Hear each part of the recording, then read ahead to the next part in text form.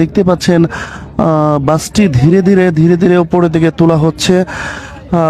এখানকার যারা স্থানীয় লোকজন রয়েছে বা উদ্ধার দর্শক, দৌলদিয়া 3 নম্বর যে ফেরিঘাট, সেই ফেরিঘাটে সৌহার্দ্য পরিবহন নামে একটি বাস, যাত্রীবাহী বাস 50-এর অধিক যাত্রী নিয়ে এখানে এসে দেখতে পেয়েছি যে ফেরিতে উঠতে গিয়ে সেটি ডুবে যায়।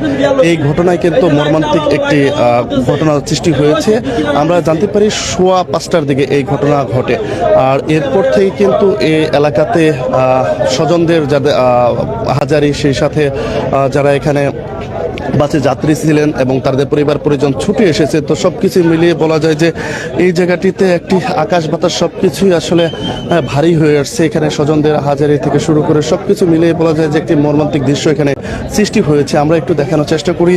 এই যে যারা বাসে, যে বাসটি ফেরিতে উঠতে গিয়ে ডুবে যায়, সেই বাসটি উদ্ধারে কাজ করছেন ফায়ার সার্ভিস, নৌ পুলিশ, স্থানীয় পুলিশ, সেই সাথে আরও আমরা দেখতে পাচ্ছি যে সেনাবাহিনীর সদস্যও মোতায়েন হয়েছে। সেই সাথে এখানে যে বাসটি রয়েছে, আমরা একটু দেখানোর চেষ্টা করি খুব আপনাদেরকে। এই বাসটি উদ্ধার করতে এখানে এসেছেন জাহাজ হামজা। এই হামজার মাধ্যমে কিন্তু এটি আমরা দেখতে পাচ্ছি যে কিছু অংশ এখন পানির উপরে তুলে নেওয়া হয়েছে। দর্শক, একটু খুব কাছ থেকে একটু দেখানোর চেষ্টা করি। এই যে সৌহার্দ্য পরিবহন ডুবে গিয়েছিল, সেই বাসটি ধীরে ধীরে ধীরে ধীরে টেনে উপরের দিকে নিয়ে আসা হচ্ছে। এখানে আমরা ইতিমধ্যেই দেখতে পাচ্ছি নৌ পরিবহন মন্ত্রণালয়ের প্রতিমন্ত্রী রাজীব আহসান সহ ঊর্ধ্বতন কর্তৃপক্ষ এখানে উপস্থিত হয়েছে। সেই সাথে বিআইডব্লিউটি এর কর্মকর্তা থেকে শুরু করে বিভিন্ন শ্রেণীর সদস্য যারা রয়েছে তারা এখানে এসেছেন। সকলের সম্মিলিত প্রচেষ্টায় এবং জাহাজ হামজার মাধ্যমে ডুবে যাওয়া বাসটি এখানে উদ্ধারের একটি চেষ্টা চলছে। এখন পর্যন্ত আমাদের কাছে যে তথ্য রয়েছে, জেলা প্রশাসকের মাধ্যমে যে তথ্যটি জানতে পেরেছি, রাজবাড়ী জেলা প্রশাসক জানিয়েছেন 3 জনকে মৃত উদ্ধার করা হয়েছে এবং 7 জনকে আহত অবস্থায় উদ্ধার করা হয়েছে। আর বাকি যারা রয়েছে তাদের খবর এখনো পর্যন্ত নিশ্চিত করা যায়নি। তবে ধারণা করা হচ্ছিল কুষ্টিয়া থেকে ছেড়ে আসা এই যে বাস, এখানে এই বাসটির ভিতরে অন্তত 50-এর অধিক যাত্রী ছিল। বাসটির চালক নিয়ন্ত্রণ হারিয়ে ফেললে, ফেরিতে উঠতে গিয়ে নিয়ন্ত্রণ হারিয়ে ফেললে খুব দ্রুততার সাথেই ফেরি থেকে পড়ে গিয়ে, অর্থাৎ উল্টে গিয়ে বাসটি পদ্মা নদীতে ডুবে যায়। এরপরে কিন্তু এখানে একটি ভয়াবহ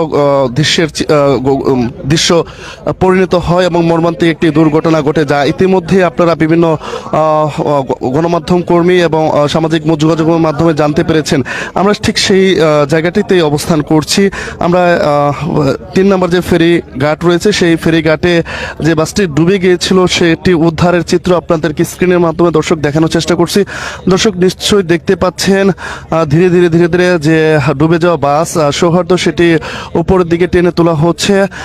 এমন মর্মান্তিক দৃশ্যের সাক্ষী হচ্ছেন এখানকার অনেকেই। এছাড়াও যাদের এই বাসে স্বজন ছিল কিংবা যারা উদ্ধার হয়েছে তাদের পরিবারের অনেকেই বাসের ভিতরে ছিল, তাদেরকে এখন পর্যন্ত উদ্ধার করতে সক্ষম হয়নি। এদের স্বজনদের আহাজারিতে ভারী হয়ে যাচ্ছে আকাশ বাতাস। সেই সাথে বলা যায় যে এখানে একটি একটি খুবই মর্মান্তিক একটি দৃশ্য আমরা এখানে দেখতে পাচ্ছি। যে মানুষগুলো নারীর টানে ঈদের আনন্দ উদযাপন করতে নিজ নিজ কর্মস্থল রেখে ঈদের ছুটিতে বাড়ি গিয়েছিল, সেই সকল মানুষ যখন আবার কর্মব্যস্ত নগরী ঢাকার দিকে ফিরতে শুরু করেছিল, তাদের নিজ নিজ কর্মস্থলে ছুটতে শুরু করেছিলেন, ঠিক সেই মুহূর্তে এমন একটি দুর্ঘটনার কবলিত হয়।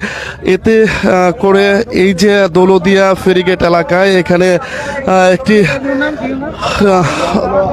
একটি ভয়াবহ দৃশ্য আমরা ইতিমধ্যেই বিভিন্ন যোগাযোগ মাধ্যমে দেখতে পেয়েছি। সেই দৃশ্য